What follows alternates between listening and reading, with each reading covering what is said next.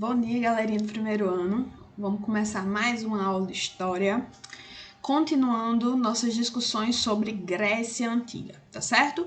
Para começarmos, como sempre, vamos primeiro fazer a correção da atividade da semana anterior, que foi uma atividade de revisão de conteúdos, né? Revisamos Introdução à Antiguidade Ocidental e revisamos Grécia Antiga, primeiro período, que é o período pré-homérico ou creto-micênico, tá? Então, a primeira questão dizia o seguinte: quais as civilizações que se desenvolveram durante a Antiguidade Ocidental? Escolhi uma pessoa aqui que respondeu corretamente, ela colocou Roma Antiga e Grécia Antiga. Totalmente correto, né? Já falei para vocês que quando a gente está falando de Antiguidade Ocidental, a gente está falando de quê? Das civilizações que se desenvolveram durante o período histórico da Antiguidade ou Idade Antiga, certo? E geograficamente se desenvolveram no Ocidente, tá? Essas duas civilizações, Grécia e Roma, são consideradas o berço da cultura ocidental, que é a cultura que a gente também desfruta, né? Então, observe que muitos dos valores que a gente tem até hoje, como a democracia na nossa política, né? A questão da participação do povo na política, tudo isso são valores, inclusive, da Grécia, né? Da Grécia Antiga, tá? A própria filosofia que a gente estuda na escola, vocês vão observar, né? Quando vocês avançarem nos estudos de filosofia, que basicamente a filosofia que você estuda na escola é a filosofia grega, tá? Portanto, valores gregos, né? Formas de pensar gregas. Então, tudo isso nos demonstra, nos comprova essa questão e do porquê, né? A importância de entender melhor essas civilizações, porque enquanto humanidade, elas são como se fosse a nossa origem, na forma de pensar, nos valores e tudo mais, tá bom? Então, essa foi a primeira questão. A segunda questão dizia o seguinte: a primeira civilização a se desenvolver no território grego foi a cretense. A partir da observação do mapa, considerando a localização de Creta, né, a ilha, o que é possível destacar como característica dessa civilização? A gente sabe que a primeira civilização, então, que se desenvolveu foi a cretense ou creto-micênica, né? E aí, quando a gente olha para o mapa, a gente vê o quê? Que se trata de uma ilha, né? Uma ilha, inclusive a maior ilha, né, do território grego. E aí, o que a gente poderia destacar em relação a isso? Então, observa-se que se trata de uma ilha, a gente poderia responder assim, né? Observa-se que se trata de uma ilha, né? Consequentemente, muito ligada ao mar, por questões óbvias, né? Questões geográficas aqui, certo? E a partir disso, pode-se destacar o fato de praticarem o comércio marítimo, né? Que é uma característica que a gente sabe da civilização cretense, tá? Então, eu tô tentando treinar o olhar de vocês para perceber através, quais são as pistas que a própria localização, né, das civilizações pode nos dar, tá bom? Então, seria essa a resposta correta.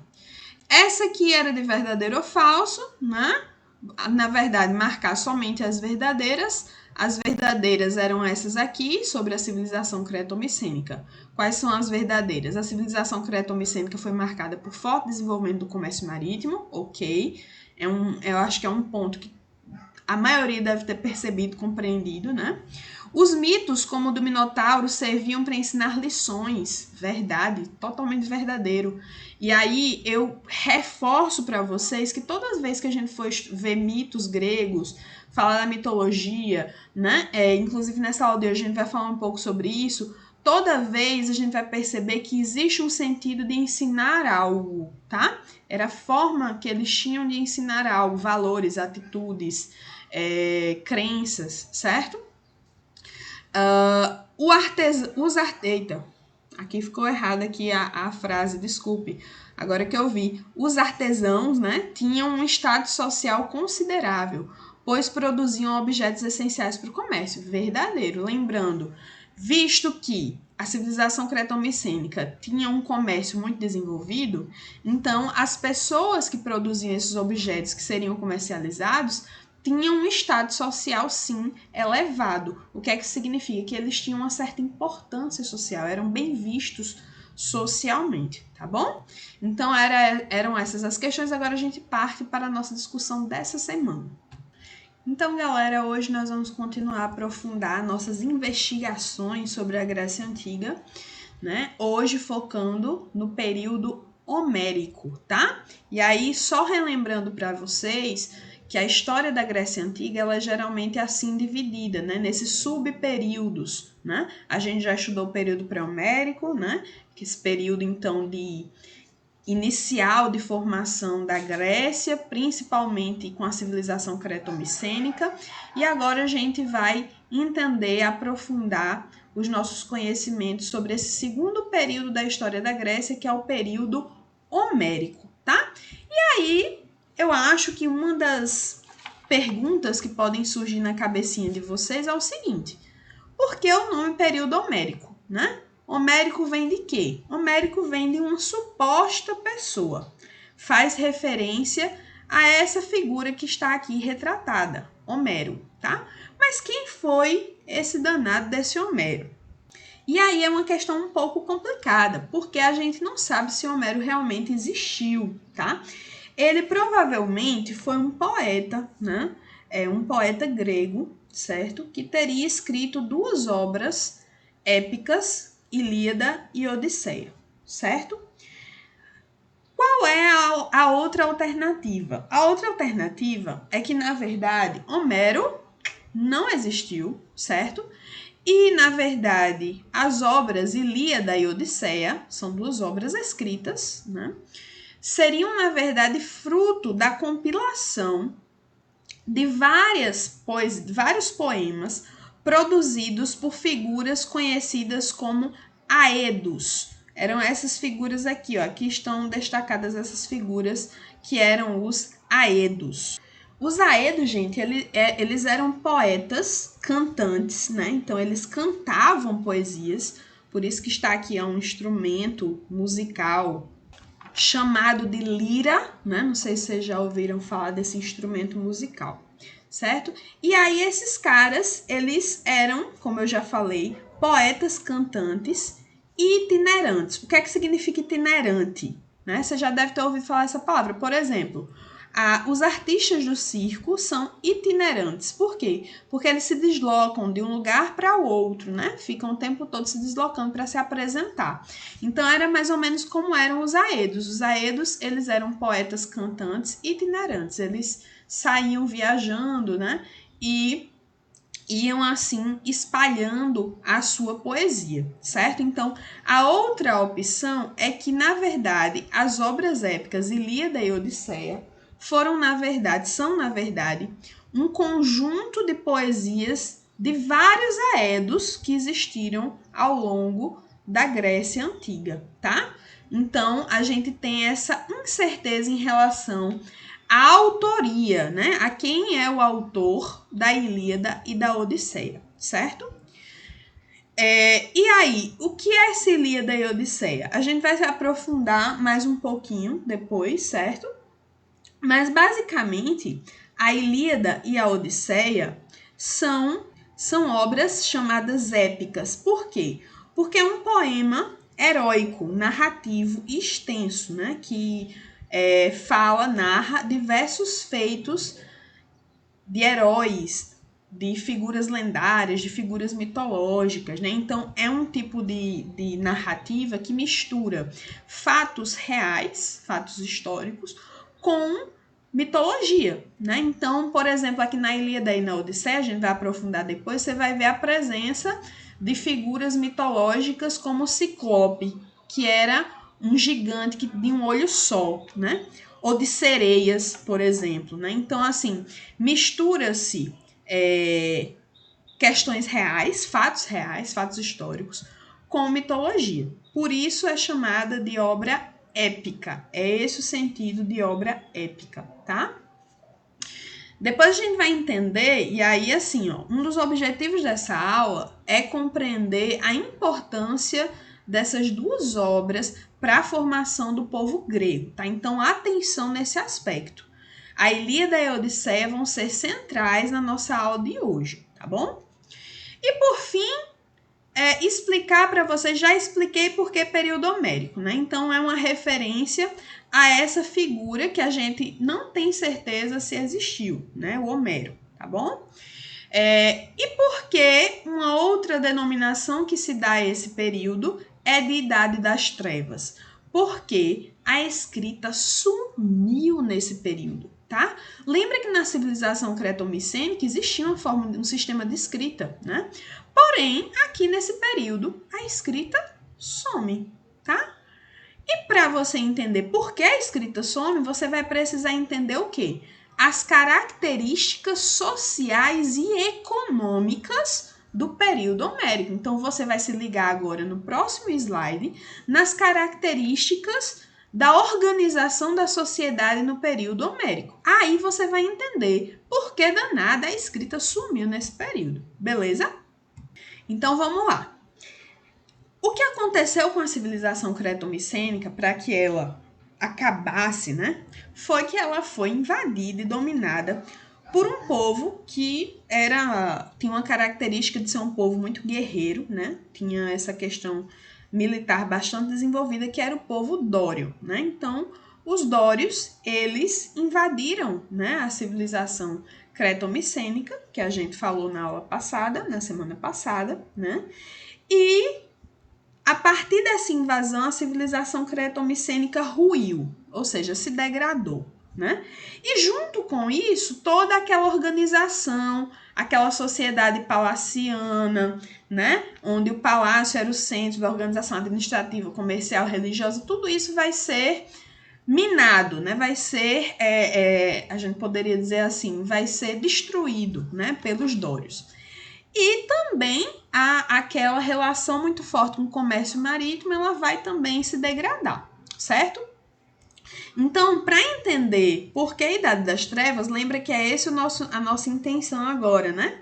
Por entender por que também era chamado esse período de Idade das Trevas. A gente precisa entender que houve aí, né, uma transição da sociedade creto-micênica que a gente conheceu, né, para uma nova estrutura social, fruto de quê? Fruto do fim, né? Fruto do desmantelamento ou fruto da derrota da civilização creto-micênica, certo? Então, esse evento, né? Essa invasão que pôs fim ao período pré-homérico, né? A sociedade grega passa, então, aí por uma fase de reestruturação, né? Ou seja, as questões econômicas, sociais se modificam, certo? E o que é que vai surgir no lugar, então? Como é que vai se reestruturar essa sociedade agora do período homérico, né? O que vai acontecer vai ser que diversas colônias gregas vão ser fundadas, né? E a organização deixa de ser aquela semelhante à da civilização creto-micênica e passa a ser uma organização basicamente agropastoril, ou seja, vai ser uma sociedade muito ligada à questão da propriedade de terra, tá? E a atividades econômicas ligadas à agricultura e ao pastoreio, ou seja, criação de animaizinhos, tá certo? Então vão surgir os genos, que eram como se fossem clãs familiares, né? E esses clãs, eles vão habitar, né? Eles vão viver numa estrutura de terra chamada oikos, domínio fundiário. Fundiário, galera, se refere à terra, tá? Fundiário. Então, o oikos vai ser basicamente o lugar, né, que esses genos, esses clãs familiares vão habitar. E esses clãs familiares, habitando o oikos, vão ter como figura de chefia ou de liderança aquele que se destacava como pater, né? Era chamado de paterfamílias ou de basileu, tá? Como tá aqui, ó, na imagenzinha. Durante o período homérico surgiu na Grécia várias comunidades agrícolas denominadas genos, e o chefe destas aldeias se chamavam basileus, tá? Então, basileus ou paterfamílias. E essas figuras, elas vão ser tanto uma autoridade política quanto militar e também religiosa, tá certo? Então vão possuir bastante representatividade nessa sociedade, tá? Então vai ser uma sociedade baseada no cultivo comunal da terra e criação de animais, como a gente falou. Tudo vai estar muito ligado aí à questão da terra, né? E perceba, agora tá o X da questão, ó, se liga agora. Lembra que a nossa questão é entender por que a escrita sumiu no período homérico. Aqui está a resposta, gente. Será que alguém já conseguiu ser sagaz e detectar?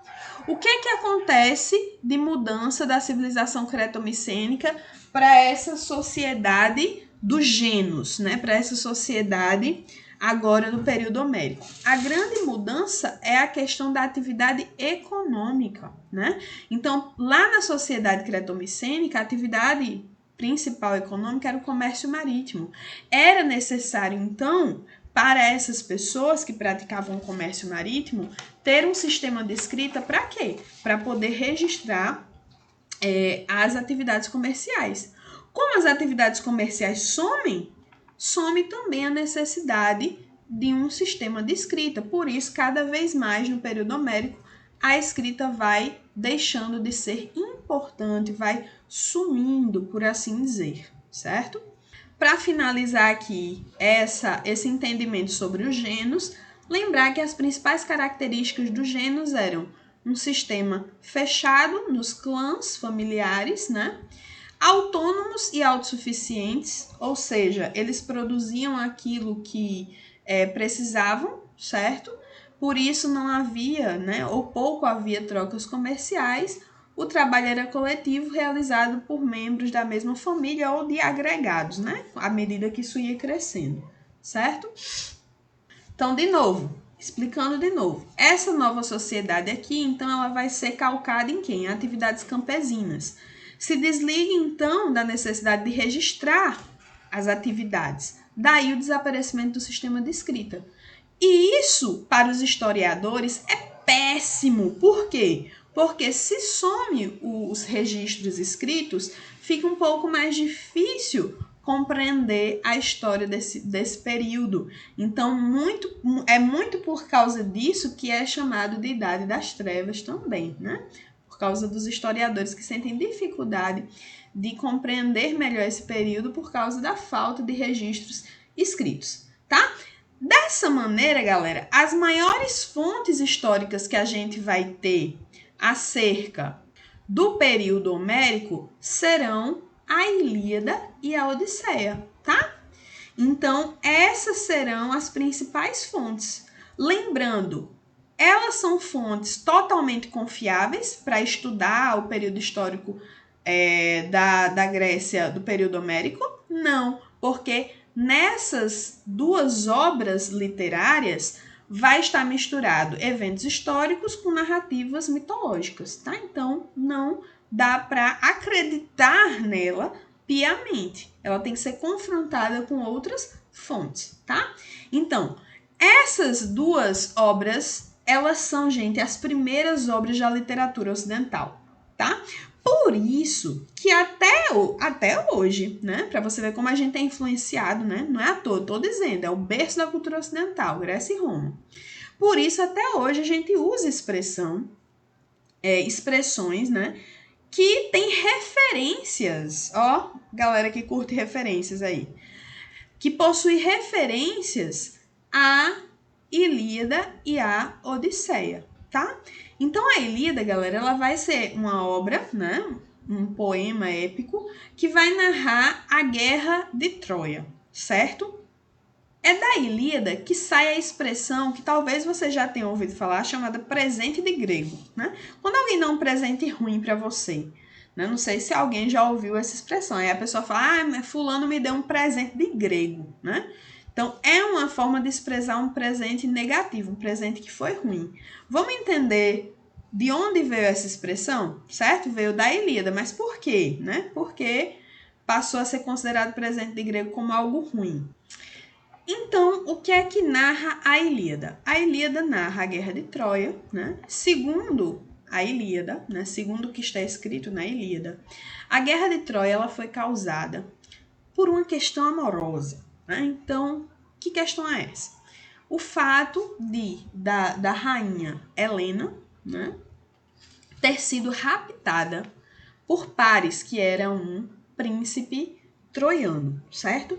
E aí, o rei Menelau, que foi o homem, né, que foi aí, teve sua esposa levada, iniciou então esse conflito, né, da Guerra de Troia, certo? Isso aí, obviamente, de novo, são aspectos que a gente tem que considerar como também ter cuidado, né, com essa justificativa da guerra ter se dado por isso. É muito mais provável que a guerra tenha se dado por disputas realmente entre esses dois povos que não tinham a ver diretamente com questões de rapto, né?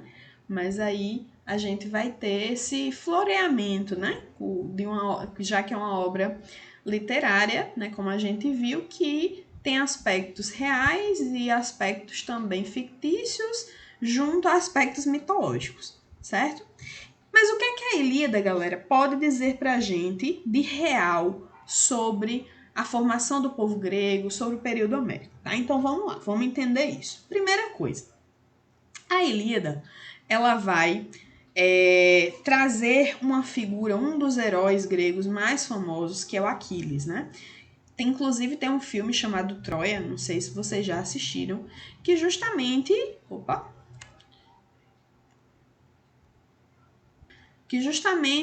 se refere a essa questão da guerra de Troia, né? E aí Aquiles, ele é um herói grego, né? Mitológico, né? Um semideus, na verdade. E o Aquiles, ele aparece como uma das principais figuras, né? Uma das principais figuras gregas importantes para a vitória grega em cima de Troia, certo? E aí, o que é interessante a gente observar? Tem inclusive uma cena do filme que o Aquiles, que é interpretado pelo feioso, né? Só que não, do Brad Pitt, ele tem que enfrentar um cara bem gigantão, bem maior, umas 3 vezes maior que ele, tá? Essa cena aqui. E aí ele percebe, obviamente, que se ele for bater de frente com um cara, ele não vai ter muitas chances, né, de vencer. E o que é que acontece? Ele consegue pensar rapidamente em uma estratégia para atingir um ponto fraco desse cara, né? E aí ele pega justamente aqui no pescoço, né? Ele enfia a sua adaga diretamente no pescoço do cara através de um movimento rápido, né? Ele faz isso. Então, nesse tipo de situação, narrada inclusive na Ilíada e também representada no filme, a gente observa uma coisa: o ideal de homem grego, né, que vai estar representado na figura desses heróis. Então, a partir disso, a gente observa o quê? Que o ideal de homem grego, uma das coisas seria justamente o quê? Ser bravo, né, ser corajoso, ser forte fisicamente, ser belo, né, também fisicamente, uma grande valorização da estética, da força, da coragem, né? Desse fator heróico mesmo, né? Do que a gente entende como herói. E também ser inteligente, né? Porque no final das contas ele foi inteligente ao, por exemplo, combater esse cara grandão, bem maior do que ele, tá? Então, o que eu quero que vocês percebam, e é uma coisa que eu vou destacar muito, lembra quando eu falei do mito do Minotauro, que ele tinha algo para ensinar? A mesma coisa observe aqui. A Ilíada e a Odisseia, elas vão ter um sentido educativo para o povo grego, certo? À medida que os aedos, lembra dos aedos, aqueles poetas itinerantes, eles saíam, né? Vários grupos de aedos, não existia só um, né? Eles iam cantando os feitos heróicos de Aquiles, né, contando essas histórias de como aconteceu a Guerra de Troia, eles iam levando, né, também uma mensagem educativa de qual era o ideal de homem que se esperava de um homem grego, tá? Então observe isso que você vai compreender melhor aí o valor, né, a importância da Ilíada e da Odisseia para a formação do povo grego, certo? E no que se refere ao cavalo de Troia, outra coisa interessante que demonstra também essa valorização de algumas características, né? Então aqui eu coloquei para vocês uma representação do cavalo de Troia, tá? Então vamos lá. Depois de 10 anos de muita luta, né, entre troianos e gregos, né, já estavam bastante desgastados. E aí, o Odisseu ou Ulisses, tá? Outra figura agora que vai aparecer também heróica. Se liga agora pra gente. O Odisseu ou Ulisses, ele tem uma ideia de fazer o quê? De construir um cavalo, colocá-lo em frente às portas da cidade de Troia, certo? Como um presente. Não era raro realmente, quando, em uma forma de rendição, vamos dizer assim, deixar um presente para os deuses, né? E aí, o cavalo, né, construído como um presente, foi colocado às portas de Troia. Porém, na verdade, o cavalo era uma armadilha, porque dentro dele estava cheio de soldados gregos, tá? E aí, à noite, quando e aí os troianos pegaram esse suposto presente, né? Comemoraram como se tivesse sido um símbolo de rendição. E no final, né, à noite, quando os soldados troianos estavam adormecidos, os soldados gregos saíram de dentro do cavalo, abriram as portas e começaram uma grande matança, né? Encurralaram aí os soldados troianos e começaram uma grande matança. Os soldados troianos destruíram realmente a cidade de Troia, queimaram a cidade de Troia, foram bastante bárbaros nesse sentido, tá? Então, observe, por isso que a gente fala. Entenderam agora por que presente de grego? Porque é um presente, né, que na verdade era uma armadilha, né? Um presente muito, muito ruim, tá? E aí, uma coisa importante de perceber aqui, quem foi que teve essa ideia mesmo? O Ulisses ou Odisseu, que é outra figura que a gente vai destacar agora, certo? E aí, com isso, a gente percebe uma outra característica que vai ser valorizada no ideal de homem grego, a inteligência, né? Ser sagaz, ser estratégico, certo? A Odisseia, por sua vez, gente, ela vai narrar o quê? Ela vai narrar o retorno de Odisseu ou Ulisses, tá? Tanto faz. Você vai ver, às vezes, falando, se referindo a ele como Ulisses ou se referindo como Odisseu. Vai narrar o retorno de Ulisses ou Odisseu para a ilha de Ítaca, né? Que era o seu Oikos, onde ele era o Basileu, tá? Inclusive, a partir disso aqui, a gente sabe muito sobre a estrutura dos gêneros que a gente estava falando, porque na narrativa da Odisseia, o que se retrata é justamente aquela sociedade dos gêneros, né? Ligada ali ao campesinato, enfim, como a gente falou ainda há pouco, certo? E aí, a diferença para Aquiles e Odisseu é que Odisseu ele era um ser humano, normal, né? Aquiles ele era um semideus. Odisseu não, ele era uma figura humana, né? Normal, mas que também vai trazer várias características valorizadas como ideal de homem na Grécia Antiga, tá? Principalmente sagacidade, inteligência e persistência. Como é que a gente vai perceber isso? Olha só, o retorno de Ulisses para casa não foi nem um pouco tranquilo. Ele voltou, passou 10 anos para voltar para casa, foi castigado por deuses, né? O Poseidon, ele tentou de todas as formas fazer com que Ulisses não chegasse em casa, como uma forma de se vingar pelo fato de eles terem destruído, né? De uma forma muito brutal Troia, certo? Então, ele enfrentou diversos obstáculos para chegar. 10 anos de obstáculos, 10 anos de viagem, certo? Várias armadilhas, várias aventuras, mas ele nunca desistiu, tá? Então, ó, a característica da persistência, né? De você ser persistente e não desistir. Uma das aventuras do Ulisses narra o seu encontro com um gigante de um olho só, que é uma figura mitológica na Grécia Antiga, na mitologia grega, chamada Ciclope, tá? Tá representada aqui nessa imagem. Então, veja, o que foi que o Ulisses fez junto com os seus homens para conseguir se livrar do Ciclope. Eles embebedaram o Ciclope com vinho, né? Começaram a produzir vinho, né? E